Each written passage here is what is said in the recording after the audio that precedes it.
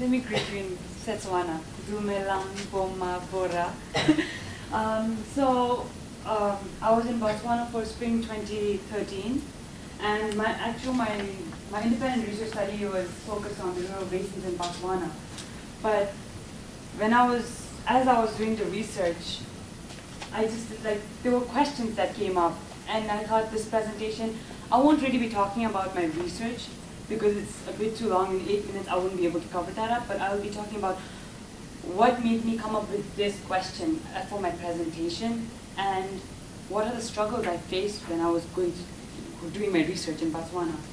So is water a boon or a bane? Isn't it funny how water, which is such an essential thing for our life, it's something so important for us, we need it for everyday survival, and it's funny how we can call it a curse as well. It's funny how it can be a curse for us sometimes. So these are just some pictures. I'll just have some pictures up.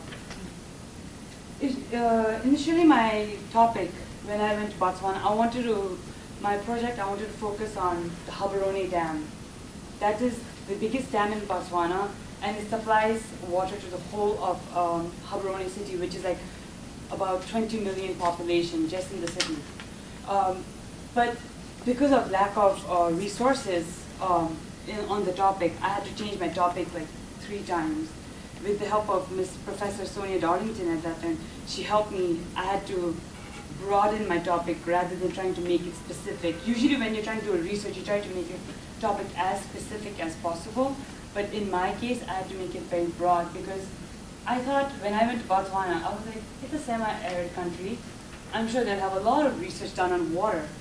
I think it's because I also come from a country, I'm from Bhutan. So they have a lot of, we conserve our environment a lot. So we take care of our environment.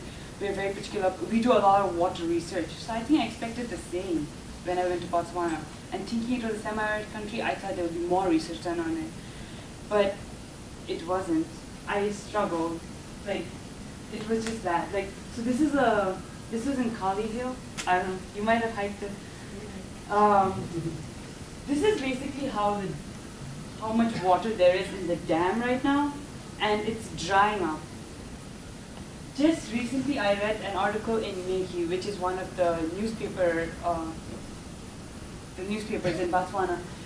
They published a really small article, just 1 or 2 paragraphs, at the end of the newspaper, talking about how Botswana is planning to buy water from Lesotho, which is South Africa. That's how difficult, that's how the water is drying up so quickly, but the sad thing is that people are not aware of it. And when I was doing my research, the University of Botswana had an amazing library, a really big library, but the sad thing was I found nothing on the Gaborone Dam or any of the water basins in Botswana.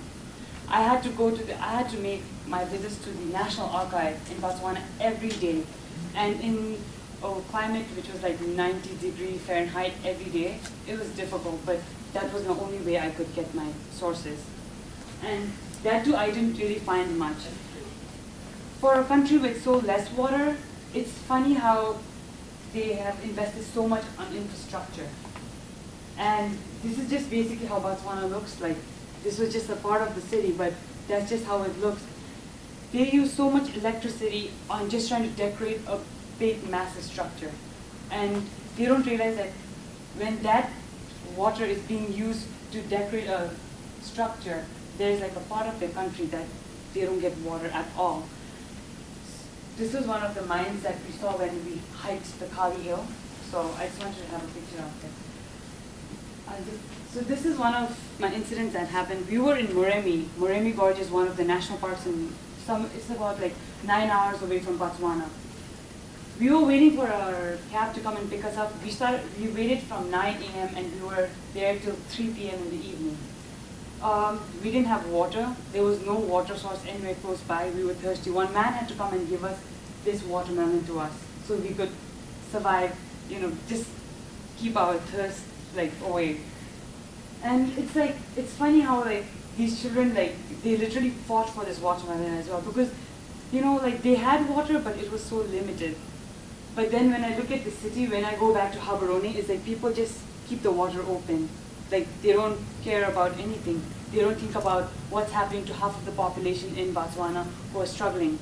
So that's basically what one of my experience was. And then when we went to the Okavango Delta for our safari, all that came up to my mind was like, what's going to happen? Because now Botswana is planning to buy water from Lesotho.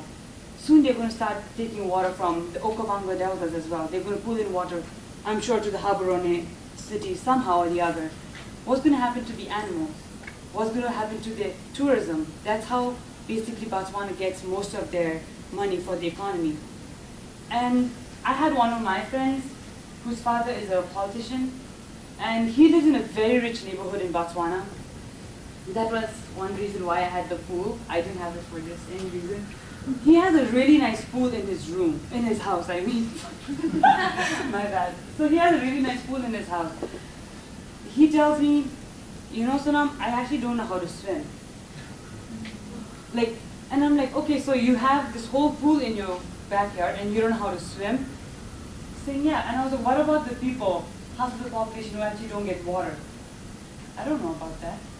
Then he tells me about the 5-year plan that the government is working on. And when I ask him, what is the government doing? Because this was the article that Negi posted just a few days ago. Is about government planning to do anything? He becomes very defensive. He's like, the government's done so much for the country. The country is not going through any kind of water crisis at all. So that's basically what, it's like, people are very ignorant towards this whole topic. So I felt like this drove me even more to do the research further. And the reason why I asked, like, is water a boon or a bane, is because it's such a beautiful country. The people are wonderful there. I feel like they can do so much more with the water issue over there rather than just having to avoid it and ignore it and act like there's nothing wrong going on. The government is hiding this whole issue from the public. The people are ignorant. Even my professor, who I took a water resource class with, when I used to run after him all the time, trying to ask him more and more questions about water issues in Botswana. He would just avoid me. Half the time he would just be like, there's no problems in Botswana. There's no problem. And I'm like, but professor, this was the article that came out. This is what's happening. These people, population of the country is not getting water. What is the government doing about it? He's just like, there's no problem. There's no problem. I've been attending this many conferences. There's nothing related. So I think that's one reason why I want to continue researching this topic. And I want to take it further because I feel like this topic has so much more scope, and especially for a semi-arid country like Botswana, I feel like we need people to go and do more research, like intensive research on water especially, because it's a very crucial natural resource. Because Botswana is investing so much in diamonds and they're exploiting their mines, but they're not realizing that in that process of trying to grow in the process of trying to, you know, in the growth of the economy, they're losing out a very crucial part of their resources, which is water. And I feel that's very, very important. And we need more people to get into Botswana and do more research and actually get some, you know, knock some, I guess, sense into the people over there, try to be like, wake up, you know, it's a wake-up call for them. So, thank you, and Samaya Simple, thank you.